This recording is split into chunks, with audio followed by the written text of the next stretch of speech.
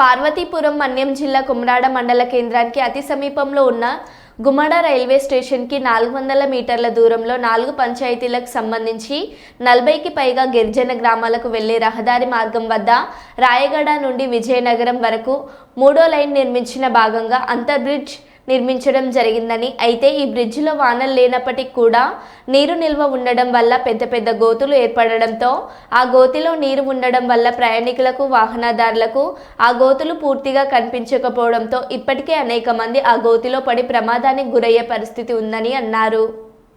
3వ లైన్ వేసిన సందర్భంగా ఇక్కడ కల్వర్ట్ అనేది నిర్మించారు. దీనికి సంబంధించి 4 గిరిజన పంచాయతీలు సుమారు 50 గిరిజన గ్రామాలకు వెళ్ళి రహదారండి ఇది.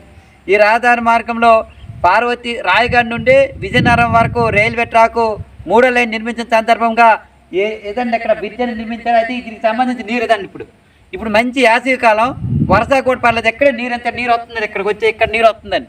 మరి ఇక్కడ నీరు ఉండడం వల్ల ఈ పక్క స్కూల్కి ఉపాధ్యాయులు వెళ్తారు, లేడీసు, తర్వాత మహిళలు అందరూ కూడా, చిన్న చిన్న పిల్లలు, వీళ్ళందరూ కూడా చాలామంది ఇక్కడ ఈ బండిలోని పడిపోయిన పరిస్థితి ఉంది. ఇక్కడ పెద్ద పెద్ద గుమ్ములు కూడా నీటిలో ఉంది. ఇంత జరుగుతున్నా అసలు పట్టించుకునే పరిస్థితి. మేము ఎన్నిసార్లు చెప్పినా ఇదిగో అదిగో నీరు తీస్తామని తప్ప నీరు తీని పరిస్థితి ఉంది.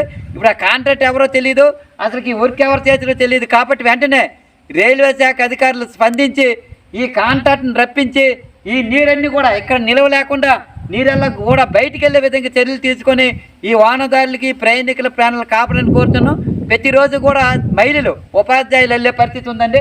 ఇప్పటికీ 4-5 సార్లు ఈ గోతులు ఇక్కడ ఈ నీటిలో చిన్న ఇక్కడ గొయ్యలు ఉన్నాయి, ఆ గొయ్యలు పడిపోతున్నారు. కాబట్టి వెంటనే కాంట్రాక్ట్ రప్పించి దీనిపైన మాట్లాడి ఈ విషయం పైన త్వరలో పెద్ద ఎత్తున గుమ్మడ రైల్వే స్టేషన్ దగ్గర కూడా ఈ రైల్వే దీని గురించి ఆందోళన చేస్తామని చెప్పి ఈ సందర్భంగా సిపిఎం పార్టీ ఆధ్వర్యంలో రైల్వే శాఖ అధికారులకి తెలియజేస్తున్నాం.